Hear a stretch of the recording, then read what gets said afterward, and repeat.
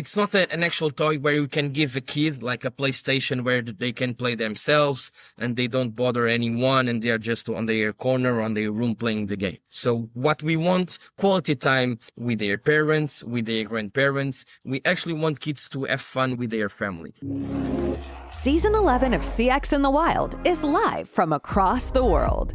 From the buzzing streets of Tokyo to the creative pulse of Sao Paulo, we are on the ground, uncovering CX in its rawest form. This season, we're venturing into uncharted territory, exploring the edges of what's possible. So, let's begin. All right, good morning, everyone. Welcome back to CX in the Wild. I'm recording. It is 5 a.m. in Las Vegas, Nevada. And I'm actually excited to be here today with Filipe from Portugal. As you know, I was recently in Portugal. I've discovered something interesting about Portugal, which is in terms of trust velocity, Portugal is one of the leading places in the world. Coincidentally, the other place that's very close is Brazil. So I'm just curious if there's something about the Portuguese language, maybe there's some shared cultures, but even more importantly, it's always nice to bring a voice from the other side of the world together and from different time zones. And today I have Filipe. Filipe, welcome to CX in the Wild. We're doing this remote, but I would just love for you to start out by sharing with us who you are and what's keeping you busy these days. Hey, Dennis, thanks very much for the invitation. I'm looking forward for our conversation here. So my name is, as you said, I'm Filipe Ramos. I'm currently the CEO of Science4you. All my life, I wanted to be a businessman. That's what my parents were, and they still got their own family business. So I always wanted to be inside of this world. So I did my graduate. I did my master's in finance. I thought my entire career would be about investment banking. So I did a little bit around consulting, M&A, and so on. But then eventually I discovered that's not who I am. I love to work with small, medium enterprise companies, as we call nowadays in Portugal. And so that was my path since 2018. That I've been involved in small, medium companies and trying to explore and have some growth, also international and on the online area. And that's where I am now at Science4you, very focused on the online and Amazon, also our subscription model. Wow. You know, Filipe, a lot of the work that I've done around the world recently with governments is to really tap into the global microeconomics.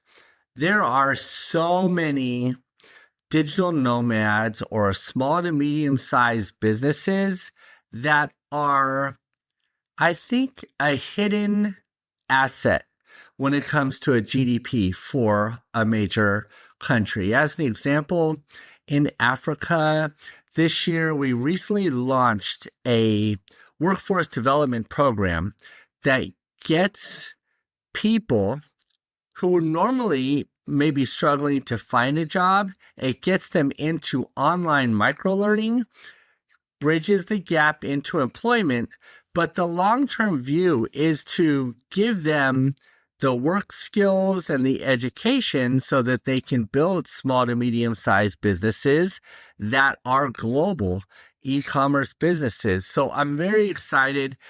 Why don't we talk about this small to medium-sized business? You know, what size is that, would you say? So in Portugal, we call it like a medium-sized company eventually has 50 workers. And the turnover is around $5 million. So at the moment, Science4you has $10 million turnover, and we work with more than 100 people. So, and we also have outsourcing. We also have lots of agents, lots of outsourcing people working for us, like design and so on. But firm people, we have more than 100 people in our firm, and that's how we evaluate in Portugal. The median company is around 5 to 10 million, and it's about 50 to 100 workers. And do you, and with AI, let's be honest, if you had for every one worker we had 5 years ago, that one person can do like five people's worth of work now with AI. So that number is AI is making the smaller your business is, the stronger it is, the more nimble, the more accurate. And are you finding do you find different cities in Portugal, or do you find different parts of the world are accelerating faster into the global economy when they're, 50 people or so? Yeah, for sure. For example, in Portugal, that has been a huge challenge for when I talk with small, medium enterprises and with the small entrepreneurs. It has been hard, and there's been a challenge to adapt the AI where they can actually save some people and save some costs internally. That has been a huge challenge. Even for us at Science4you, one of my challenges as a CEO was to not only increase growth and have growth on the company and increase the sales, but also have a good margin so the business can be viable. So our shareholders are a private equity fund. So that's one of the requirements for sure, that they wanted to be viable as a company. They wanted to have a good EBITDA, a good margin over sales. And that has been one of my challenges, to adapt the company and try to have a viable business. So one of my challenges was immediately that, how can I save some costs integrating AI? But it has been a challenge, because it is really, first of all, that there's a big investment at the beginning, and then we have so we don't have like plan Bs or backgrounds for the people who are currently working on the company. So it's very hard to implement AI when we have that. But for example, on the compliance team, because toys, as you know, it demands a lot of compliance and the regulation around the toys. We have been saving some costs with the AI, and it has been helping us a lot on this area, on this field. Yeah, it is. The complexity is not just the technology. For some reason, we used to have beginner, intermediate, advanced learning. But now, because of the acceleration of AI and the different levels of aptitude, and these different branches, whether it's logic, whether it's writing, whether it's images, whether it's video, AI is having this ripple effect, and it improves almost any aspect of business where you can train someone to understand it and how to save time. So you're definitely in the right part of the transformation of the world. As a CEO, what are your goals? Are you trying to make Portugal better, or are you trying to build a bridge between nations? When you wake up in the morning, what is the mission that you're on, Filipe? So my biggest mission, that's why I love so much the mission of Science4you, working in there. We always try to bring fun to the kids, but we also want them to learn from this fun. So our main slogan is "Have fun while learning." So we don't want just kids to play with a pen, to play with a plastic toy or something. We actually want them to build something around it. So, for example, one of our most recent novelties is the dough factory. So we all kids love to work with dough. We have huge competition on the dough. They can buy dough everywhere, at Amazon, online, offline, whatever, at the most competitive price. So what we want to do at Science4you, we want to teach kids how can you construct the dough. So dough doesn't come from the supermarket. We want them to learn how you can build it. So what we provide at Science4you is all the components and the manual, a very educational manual where kids kids actually learn how to do the dough from scratch. And for that, we want them to understand the chemicals, the reaction of those chemicals. We want them to learn about the coloring. So at the end of the day, at Science4you, we just don't want kids to have fun. We actually want them to educate and form these young children to have fun, but also learn from these experiences. One of our most sorry. When you say dough, what does that mean in English? What is that? I never know. I mean, it's our dough factory. In Portuguese, we call it plasticina. So I think you guys, how do you call in English? I think it's dough. It's like Play-Doh, Play-Doh. Everyone knows Play-Doh. So we construct the dough we give all the components. We have the salt, we have the corn flour, we have the cream tartar, we have a bunch of things that we put inside the box so the kids can transform those components in actual dough. And do you have slime also? Yeah, we do. It's one of our one of our best items. Also, of course, to do slime from scratch. But there's a lot of people, a lot of toy companies doing the toy, the slime, do it yourself. But actually, the dough, it was the first toy in the world to do your own dough from scratch. So we were the one launching it. We won a prize in the UK from the toy entrepreneur. And it has been a huge success since last year, and we are very excited with the continuities of this range. Okay, so you're using play as learning, and you're scaling. Just walk me through. I want to understand as a CEO, you are touching the frontier of AI. You are touching early learning. I'm curious about that because I used to be a teacher, and I recognize learning as the bridge to a lot of things. I've built a bridge with some partners for adults and the unemployed in emerging markets to rapidly move people through education into businesses, into the GDP.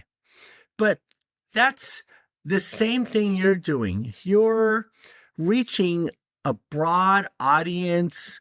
You're giving them a way to learn and become better and smarter. Think about chemicals, think about cause and effect, think about correlation and chemistry and mathematical thinking. What age group is your target product for?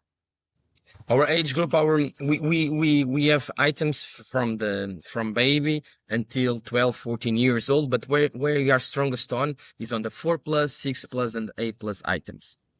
Okay, but our toy Science4you is not a current toy, especially as you were saying, it's all around the STEM. It's all around the STEM category, and it's not an actual toy where you can give a kid like a PlayStation where they can play themselves and they don't bother anyone and they are just on their corner on their room playing the game. So what we want to have a quality time with their parents, with their grandparents. We actually want kids to have fun with their family. We just don't want them to play themselves alone. Because we have an online manual where it actually explains all the experiences from the beginning to the end of the toy, and it requires parent supervision. For example, the example I was giving you, the dough factory, it was constructed for a 4+ kid. So a 4 years kid, 5 years kid, they can't read so well, of course. So they need the parent supervision, their parents' attention to go with inside the toy, right? So from the beginning to scratch, and it helps and improves the quality time between parents and kids. So that's what we are trying to construct at Science4you. It's not just a toy. We want kids to have fun, but we also the kids to have fun with the families and have a good quality time in there.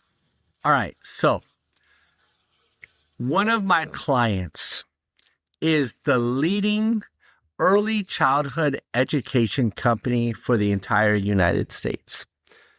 I just think it would be so fun to do a collaboration because they have learning in the classrooms all over the country.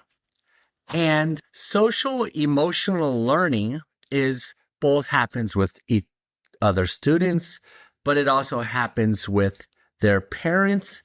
And it would be so fun, Filipe, if one of the outcomes of our conversation today is maybe just a collaboration in one market in the United States to introduce this aspect of play and learning with parents and other students. I can just see every student going home, having a wonderful night with their parents, all bringing their dough to class the next day.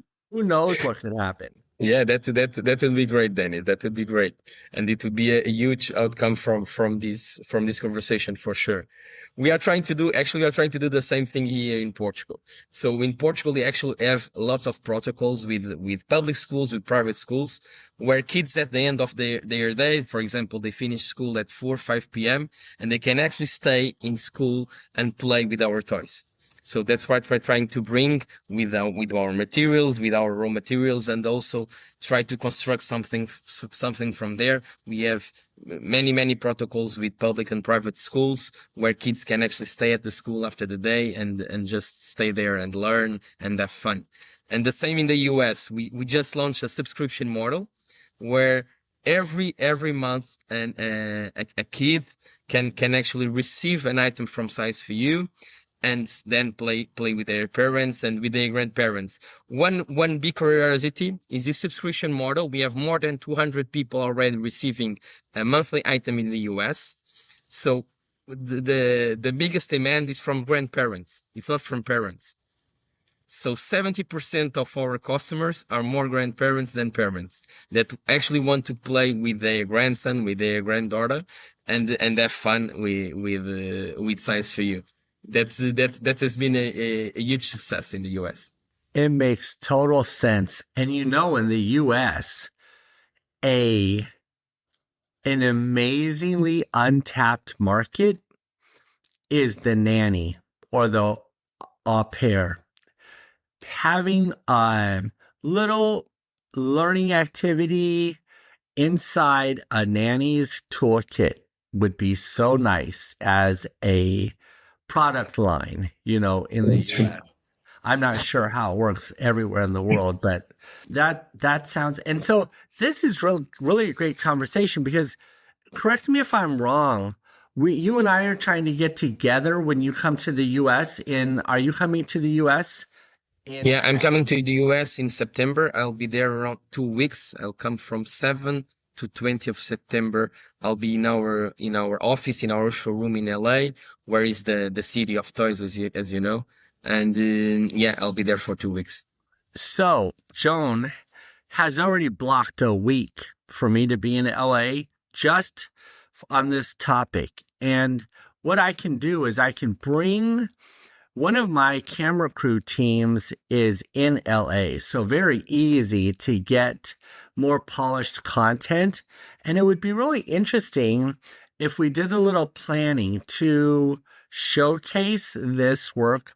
I could bring some senior executives from my client because they also have an outpost in LA. So it'd be very interesting to get you and my client together, get some content around the ideas that you're innovating in play and learning, and share those experiences around the world. Are your products available on Amazon? Yeah, it's our number one client. So Amazon, we are present in the 6 Amazons in Europe. So Amazon Spain, Amazon UK, Amazon Italy, Amazon Germany, all Amazons are under Europe. And last year, 2024, we launched in the US. and we are still on the seller model. In Europe, we are on the vendor model, since we have full representation on the distribution. Of course, we are the owners, and so for now the US is on the seller model, but it has been improving a lot, and there has been a lot of growth this year. We expect sales to increase a lot this year, and yeah, we do have a lot of offer at Amazon, but also on Walmart.com, by the way. We also entered Walmart.com 1 month ago. We had our first sale, so we are already present in there. Wow. I'm always grateful to the way the universe works. I spent a little time in Lisbon. Our producer team reaches out. They make these connections to have a chance to share with you in this journey, to tell your story, connect you to one of the most innovative and also entrenched early learning childhood education companies here in the US. I think a collaboration makes sense. I think I can see you potentially doing bundled offerings. I think that there's just so much that can be done. You know, what you're really doing, in my opinion, is you're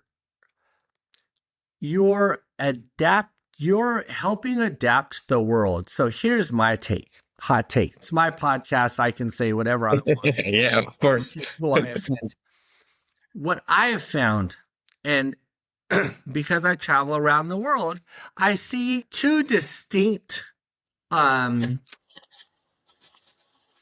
processes. So in the Western cultures, let's use the United States as an example. Business, if you peel back the veneer or the cover of business, maybe it's because we had such success in computers and in cars early on, 100 years ago. A lot of our business thinking is around engineering and around logic, but what it's done is it's made business people overly conscientious or overly focused on having the right answer. So in engineering, you know, if you get the engineering wrong on a building, it doesn't stand up. So there's a mindset, a cultural mindset of engineering, logic to an answer. Now, when I go to other countries, I see thinking and adaptation as a strength. And I'll give you an example there. All right. I just recently did an in-depth study about the customer experiences of the lounges for all the major airlines in the world. Because I was sitting in a lounge and I was like, why does this lounge suck? And why is this one great? And I found out in the research, Eastern-ish airlines, they have a different mindset. Western mindsets are about the engineering, the supply chain, the efficiency of the airline, where on the other side of the globe, they're focused on the culture and the experience of being in these lounges. And the result is the lounge becomes a innovation lab for in the Eastern, Emirates, Turkish, all these airlines, they use their lounges as a innovation lab. They test and learn there. Whereas in the US, you have like Delta and American, their lounges are completely pragmatic. Can they create value? Can they move people through? But the experience, the culture, the thinking, the newness, the innovation is entirely lost. And the reason I tell you that story is all around the world, people do business differently. But in the next not so distant future, the next sprint, the next 5 to 10 years, AI will take care of most of the answers. and Sure. it will start to diminish the economic power and value of cultures, communities, governments who have this far been successful in engineering, supply chain, assembly line logic and thinking and specific answers. Those businesses will become the ones that fade from glory. And businesses who give up planning and answers in favor of agility and learning, those companies will adapt very well to the rest of the world, meaning your work, the work of helping children be creative, understand relationships and systems and outcomes, your business, it's not just kind of cool. It's going to be central to every country in the world that is having kids. Yeah, it's absolutely true, Dennis, and that's a big curiosity. Before that let me just tell you, because you were telling this of your journey in Lisbon, I would have loved to be with you in Lisbon and show you around, have a great dinner with you, because Portuguese people love food. I would have loved to be with you, but we didn't have the chance. I hope we have in the next time you come. Please let me know, and it'll be very pleasant to receive you in your country. About what you're saying, yeah, it's absolutely true. There are also some researchers that say that kids that actually play with STEM toys and with STEM products like Science4you, they actually perform better, and they are more innovative and perform better, have a better career, a more successful career than the ones that perform. Of course, this is just a statistics, but we are actually very confident that we are constructing future brains and people that actually are going to make a difference in the world.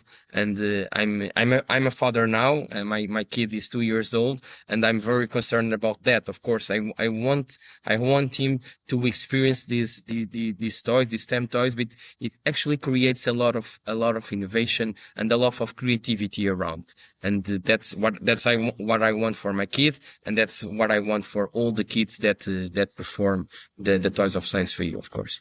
Yes. Curiosity and creativity are going to beat smart and intelligent for the next 50 years easily. And so you're at the right point. I'm very excited. Just so you know, I did block out 7 days to be in LA specifically for you. Thank you, Dennis. I'm very appreciated. I will head to Brazil. Well, what is your exposure or footprint into Brazil, since you share kind of a dialect of a language? Yeah. We have the same language, Portuguese. Brazil used to be a good market for us. In the past, we actually had 2 big distributors distributing our toys in there. But at the moment, because of the high taxation, what we are experiencing now with Trump, but the high taxation in Brazil is actually very hard for them to buy toys from Portugal, because the taxation is high and the product arrives very, very expensive. So at the moment, we don't have many plans, at least on the offline side, but we want to be at Brazil, Amazon Brazil, in 2 years' time. That's our main goal.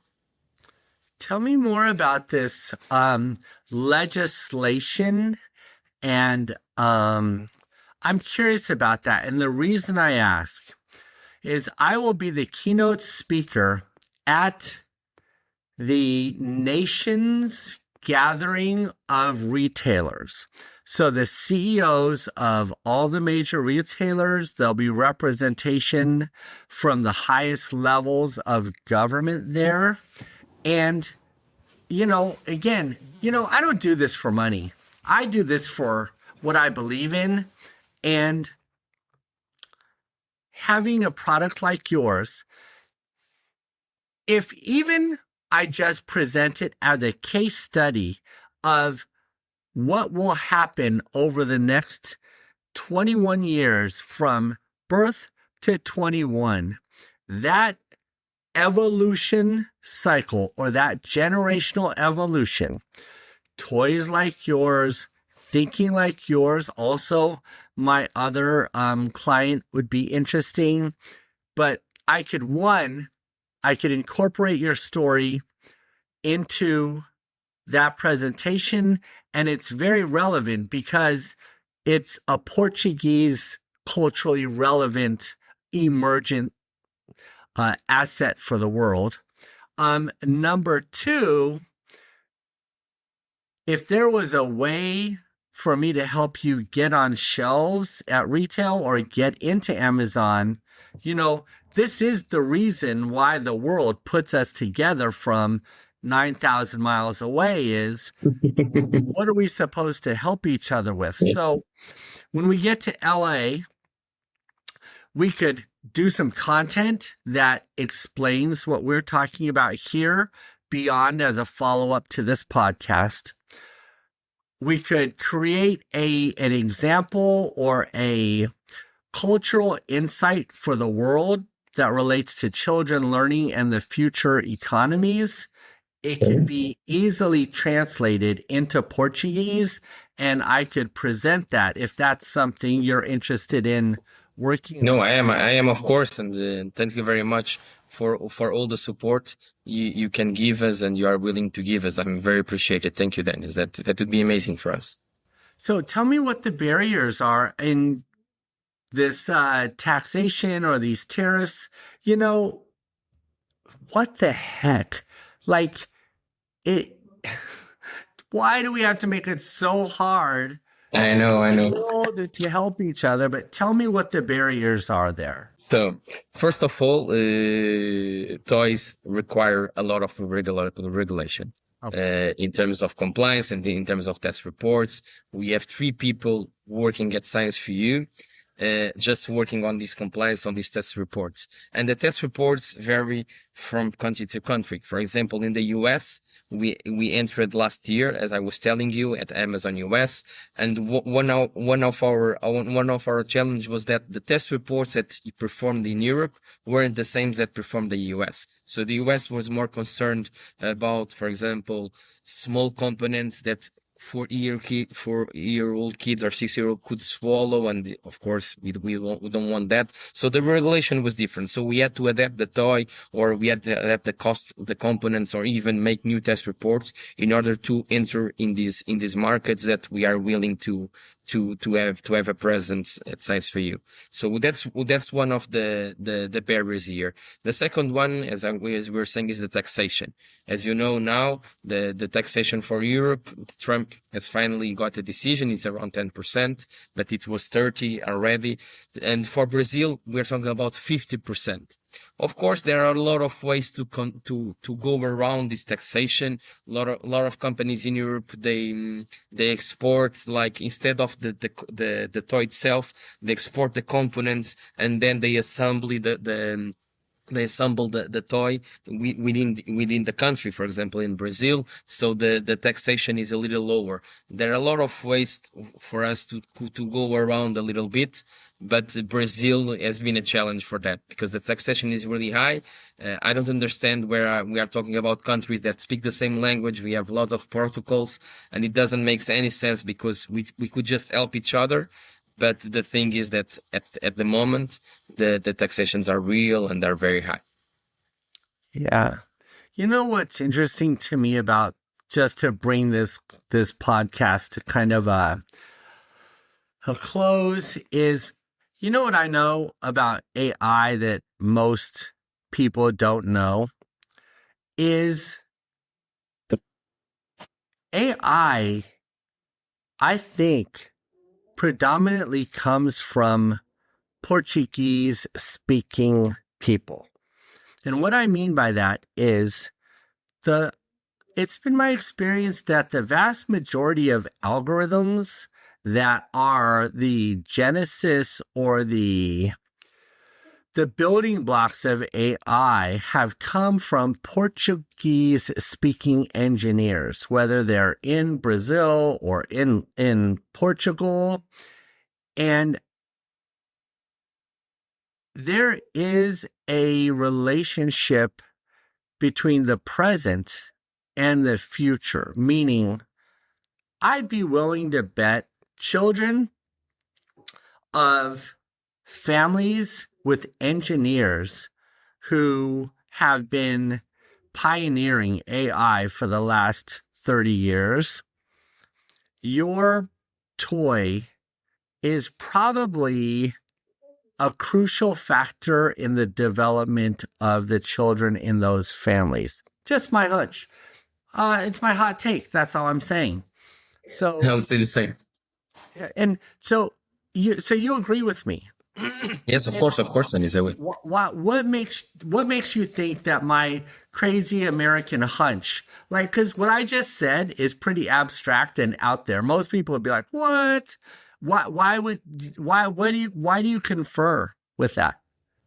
I confirm because we actually have some studies, current studies that explain exactly what you were saying, and it's pretty logical. If you give a kid from the beginning of their age, instead of giving them a PlayStation or giving them like a VC car for them to play by themselves, if you can actually offer your kids educational toys where they have to construct the toy, even small parts of engineering, or we also have our robotics line, for example, that it's pretty around engineering. And if they actually perform those toys from the early ages, of course they develop lots of interest around this, and they will actually have this area of interest in the future. It's like, as I was saying, when I was young.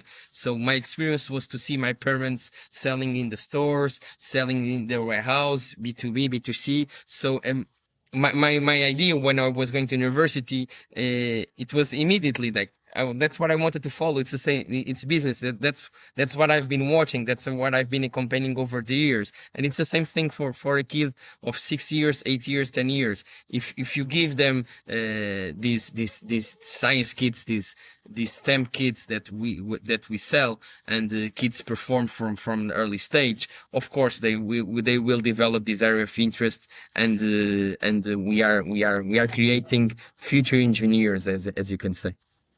You're creating future engineers, but you're also creating future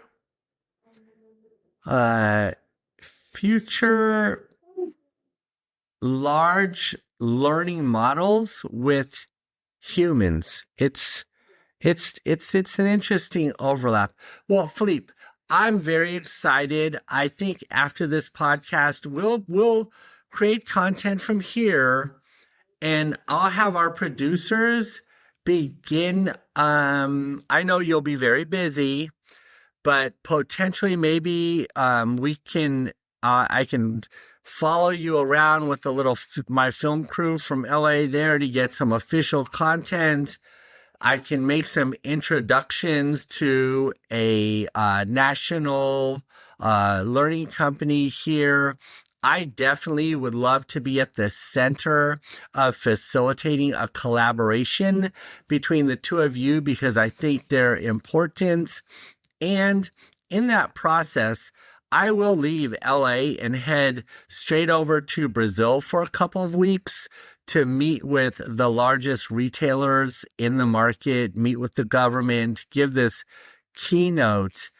And I think there is something about dough that's going to be crucial to technology as it emerges. And I would love to I'm just listening to the universe, bro. If these connections are meant to happen, we need the content to be able to do that.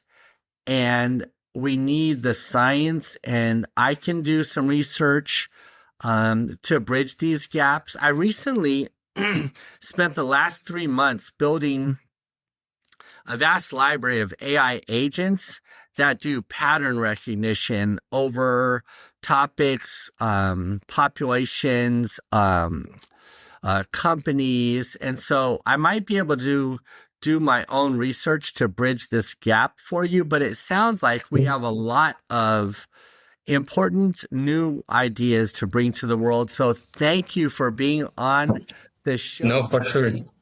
For sure, and thank you very much. Yeah, our agenda in LA is always full because the first week is for the American customers and the second week is for international customers. But I will for sure find the time to be with you. It will be my pleasure to welcome you in our showroom. We also have our partner in the US representing Science4you. It's a sales rep agency called Two Skies.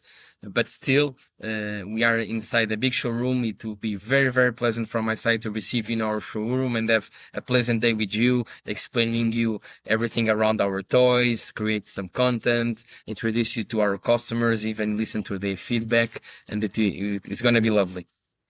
How now do you have a physical presence in there, or are you in sort of a modern shared space or an incubator? What is your showroom? Are you setting up a pop-up international showroom? No, it's a physical showroom. It's in an area called El Segundo in LA, very near the airport. I'm sure you know, of course. And it's where Mattel is. It's where Asbury is. All the big companies are. And we are all actually across from Mattel, so we can actually see Mattel from our showroom. And it's a physical showroom for all the year. Okay, we constructed this showroom 1 year ago when we decided to enter in the US in 2024, online and offline. So we constructed this showroom, and yeah, we have this showroom there for all the year. And I assume you have a lot of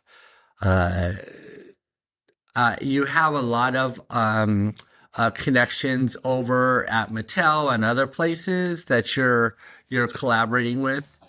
Yes. Okay, because what might be interesting is for me and you to do an international collaborative experience workshop and invite all of those people. I have obviously connections at Mattel, major toy companies, but it might be fun just for us to offer a free 1 hour, maybe it's a lunch and learn, maybe it's something else, but it'd be nice to gather some people at your showroom too. So all ideas on mine, but Filipe, I've taken so much of your time. And I know you're with your family. Thank you for spending time. Thank you very much, Dennis. I've spoken so much. What is it that you'd like to share with the world? Your voice, what you're trying to accomplish. What would you like to share with the world right now? What would I like to share? That's a good question.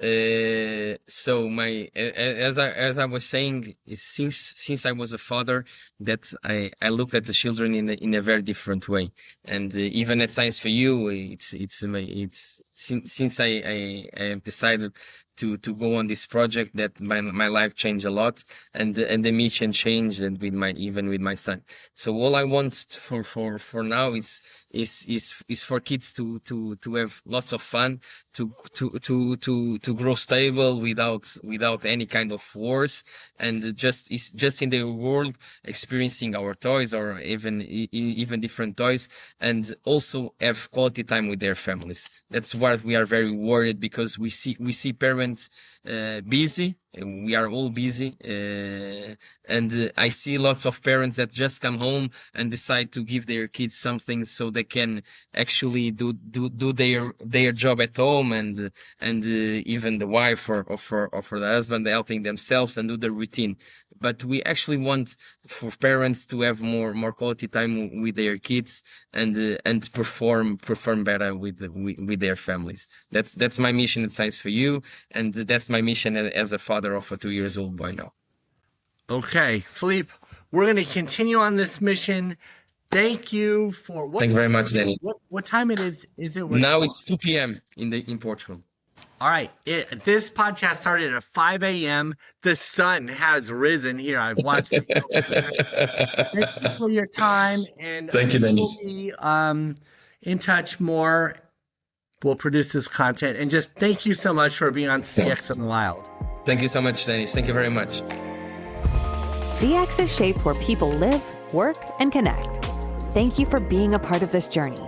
There's more to discover, more to challenge, and more to create. So stay curious, and we'll see you out there.